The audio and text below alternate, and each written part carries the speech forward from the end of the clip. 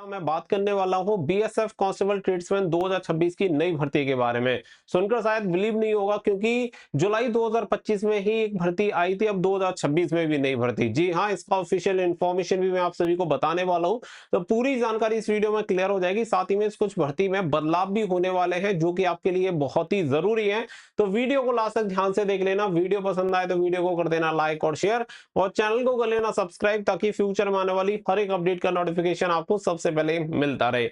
आगे बढ़ते हैं और पूरी इंफॉर्मेशन देते हैं। आप सभी को बता दें कि जब भी कोई भी वैकेंसी आने वाली होती है तो उसके रूल रेगुलेशन में जो भी चेंजेस होने होते हैं वो चेंजेस होना स्टार्ट हो जाते हैं, जिससे कि जिस भर्ती का जो भी नोटिफिकेशन निकलना है वो चेंजेस के साथ ही निकले। अब आपकी जो बीएसएफ कांस्टेबल ट्रेड्समैन की भर्ती है, इसमें भी एक बड़ा बदलाव होने जा रहा है, और उस बदलाव का कारण क्या है और एग्जैक्ट वो क्या बदलाव है और उसका आपके ऊपर क्या इफेक्ट पड़ेगा, वो सारी चीजें मैं आपको क्लियर कर दूंगा। बस वीडियो को लास्ट तक आप देख लेना, क्योंकि अगर आपको बीएसएफ कांस्टेबल ट्रेड्समैन में भर्ती होना है तो ये इन्फॉर्मेशन आपके लिए बहुत ही ज्यादा जरूरी है, अदरवाइज आप भर्ती नहीं हो पाओगे। तो आगे बढ़ते हैं। तो ये रूल रेगुलेशन का लफड़ा क्या है और क्या चेंजेस होने लग गए हैं। अब सबसे पहले समझो, रिसेंटली अभी 2-3 दिन पहले यानी कि 13 मार्च 2026 को एक नोटिस जारी किया गया था। अगर आप देख सकते हैं आपके सामने यहाँ पे ऑन स्क्रीन लिखा हुआ है, office of the director general border security force new Delhi की तरफ से नोटिस जारी किया गया है। मार्च 2026 का ये नोटिस है।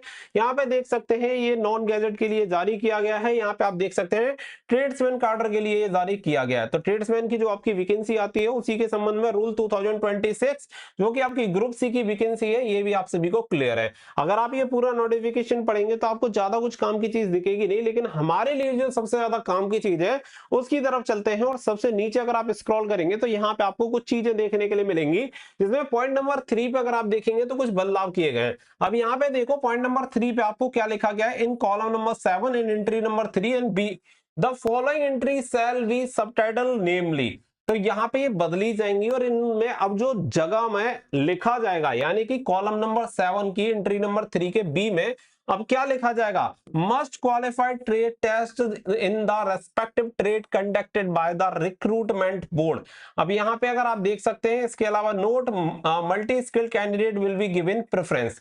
अब यहाँ पे ये जो चीजें हैं वो लिखी क्यों गई है, आखिर कारण क्या है कि यहाँ पे अब जो आपका ट्रेड टेस्ट होगा रिक्रूटमेंट बोर्ड के द्वारा, वो ट्रेड टेस्ट आपको क्वालिफाई करना पड़ेगा। तो क्या बीएसएफ कांस्टेबल की ट्रेड्समैन की जो भर्ती होती थी उसके लिए आपका ट्रेड टेस्ट नहीं होता था? बिल्कुल होता था, लेकिन कुछ पोस्ट के लिए आपका ट्रेड टेस्ट नहीं होता था। उसका जो क्राइटेरिया था, जैसे कि मान के चलो अगर आपका कोई सर्टिफिकेट लग रहा है या कोई आईटीआई क्वालिफिकेशन वाली वैकेंसीज है, उनमें आपका ट्रेड टेस्ट नहीं होता था। उसके अलावा बाकी की जो पोस्ट बचती थी जिनमें आपका ना तो ट्रेड टेस्ट के लिए, मतलब जैसे कोई सर्टिफिकेट भी नहीं लग रहा है, आईटीआई क्वालिफिकेशन भी नहीं है, उसके लिए होता था। अब वन बाय वन करके मैं आपको सारी चीजें क्लियर करूंगा कि आखिर इससे इफेक्ट क्या पड़ेगा और क्या क्या बदलाव हो जाएंगे। तो सारी चीजें ध्यान से देख लेना, क्योंकि पहली भर्ती में जो बच्चों ने गलती की थी वो गलती आपको नहीं करनी है। वैकेंसी आने से 1.5 से 2 महीने पहले ही मैंने आपको बता दिया था कि वैकेंसी आने वाली है और इस कंडीशन के साथ आपकी वैकेंसी आ रही है। अब इसमें सबसे पहले अगर आप देखेंगे तो यहाँ पे सबसे पहले आप पोस्ट देख लो, जिससे कि आपको ये क्लियर हो जाए कि कौन सी पोस्ट के लिए ट्रेड टेस्ट होता था और कौन सी के लिए नहीं। जब भाई पहले से ट्रेड टेस्ट होता था तो फिर ट्रेड टेस्ट का कोई मतलब ही नहीं है कि फिर इन्होंने लिखा क्यों है। तो वो आप सभी को क्लियर होना बहुत ज्यादा जरूरी है कि कौन सी पोस्ट के लिए आपका ट्रेड टेस्ट होता था और कौन सी पोस्ट के लिए आपका ट्रेड टेस्ट नहीं होता था। अब देखो, जैसे कि आपकी जो पहली पोस्ट आती है वो आती है carpenter, no trade test required. Plumber, no trade test. Painter, no trade test. Electrician, no trade test.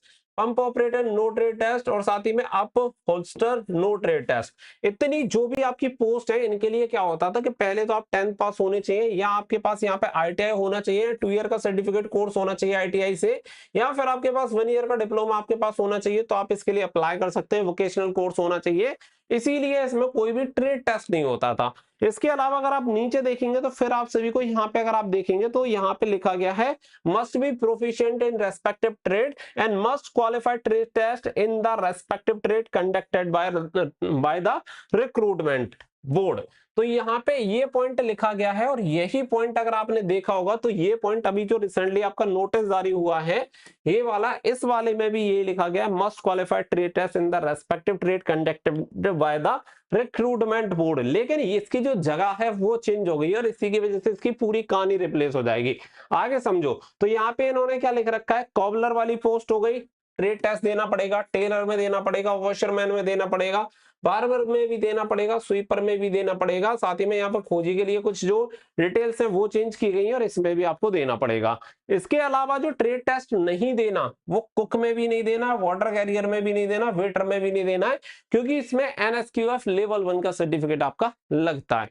अब ये वाली चीजें हो गई, तो अब आप इतना समझो कि देखो इसकी क्वालिफिकेशन क्राइटेरिया में कोई भी चेंजेस नहीं किए हैं। जो आपकी क्वालिफिकेशन क्राइटेरिया है सेम वही क्वालिफिकेशन क्राइटेरिया रहेगी, लेकिन अब क्या होगा कि अब आपका carpenter, plumber, painter, electrician, pump operator, upholster या फिर कुक हो गया, वाटर कैरियर हो गया, फिटर हो गया, इन सभी पोस्ट में जितनी भी आपकी ये पोस्ट निकलती है, 15 तरह की टोटल पोस्ट है, इन सभी पोस्ट में अब आपको ट्रेड टेस्ट देना कंपलसरी है। ऐसा क्यों और इससे क्या चेंजेस होंगे वो भी समझो। अब देखो यहाँ पे अगर आप देखोगे तो मैं आपको एक चीज दिखा देता हूं, पहले आप समझ लेना कि यहाँ पे इन्होंने चेंज क्या करने के लिए बोला है। इन्होंने बोला है कॉलम नंबर 7 3B, तो कॉलम नंबर 7 में जाते हैं और 3B हम एक बार चेक करते हैं जिससे कि आपको क्लियर हो जाए। तो एक बार चलते हैं, कहां पे आ चुके हैं देख लेते हैं हम, कौन से कॉलम पे चल रहे हैं। कॉलम हम 8 पे आ चुके हैं, हमें कितने पे जाना है, हमें जाना है 7 पे। चलो जी 7 पे चलते हैं। एक मिनट, सारी चीजें क्लियर, क्योंकि देखो आधी अधूरी जानकारी से आपको कुछ भी नहीं समझ में आने वाला।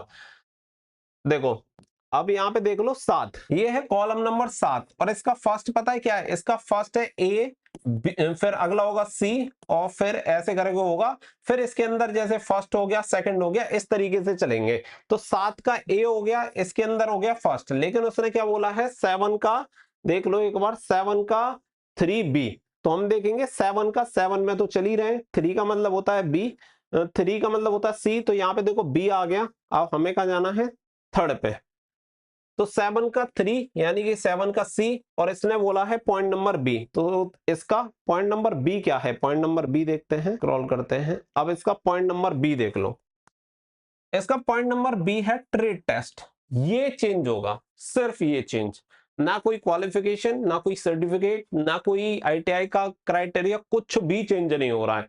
सिर्फ चेंज होगा कि the candidate who apply for the trade listed below at the serial number and the qualified PST PET we put through the respective trade test, only candidate applied for the remaining trade are need not to undergo trade test। यहाँ पे जितनी भी चीजें लिख रही हैं वो सब हो जाएंगी कैंसिल, और ये सब कैंसिल होने के बाद सिर्फ एक पॉइंट आ जाएगा, और वो पॉइंट आएगा must qualified trade test in the respective trade conducted by the recruitment board. यानी कि जितनी भी पोस्ट है सभी पोस्ट के लिए आपको ट्रेड टेस्ट क्वालिफाई करना होगा, चाहे आप सर्टिफिकेट लगा रहे हो या बिना सर्टिफिकेट वाली वैकेंसी है, सभी के लिए।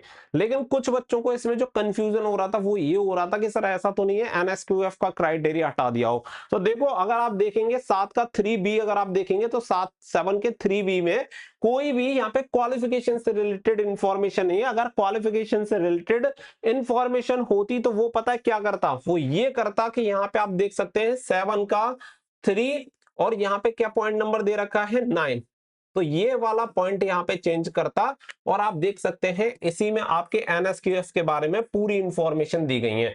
जब इसने इस वाले पॉइंट की बात ही नहीं की, इसका मतलब ये है इसमें कोई चेंजेस नहीं है, और गैजेट भी जारी होने वाला है बहुत ही जल्दी, तो बाकी का क्वालिफिकेशन क्राइटेरिया में कोई चेंज नहीं होगा। अब बात आती है कि देखो आपका एनएसक्यूएफ भी लगेगा, आईटीआई भी लगेगी, जो क्वालिफिकेशन चाहिए वो तो एज इट चाहिए, लेकिन फिर ये सब में ट्रेड टेस्ट करवा क्यों रहे हैं जब सर्टिफिकेट लगवा रहे हैं। तो अगर आपको पता हो कि जैसे कि अभी मान के चलो अभी आपकी एसएसबी की भर्ती आई हुई है, आपको पता है एसएसबी की भर्ती में उन्होंने बोला है कि आपके पास एक्सपीरियंस होना चाहिए 2 साल का, 2 ईयर का। अब 2 ईयर का एक्सपीरियंस तो आप मांग ही रहे हो, और उसके बाद भी ये बोल रहे हैं कि हम आपसे ट्रेड टेस्ट भी करवाएंगे।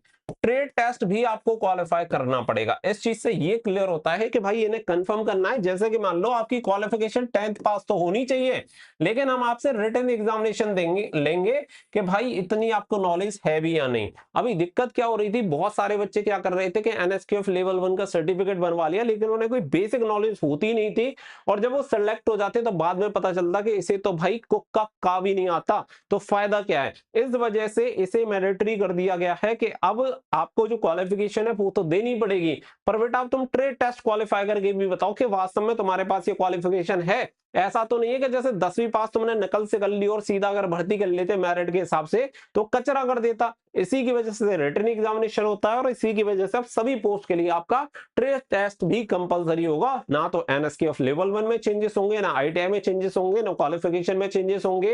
अगर चेंजेस होंगे तो वो आपका क्लियर है 73C, इसी में आपके चेंजेस होंगे। बाकी का किसी भी पैरा के बारे में अगर आप इस नोटिस में देखेंगे तो कोई भी चेंजेस बाकी के नहीं किए गए हैं। क्लियर बोल दिया है कि जो सबटाइटल किया जाएगा वो 7 जो कॉलम नंबर 7 है एंट्री नंबर 3 भी ओनली चेंज होगी। उम्मीद करता हूं कि ये जो डाउट है वो क्लियर हो गया होगा और ये इसीलिए चेंजेस किए जा रहे हैं क्योंकि 2026 में एक और वैकेंसी आपको देखने के लिए मिलेगी।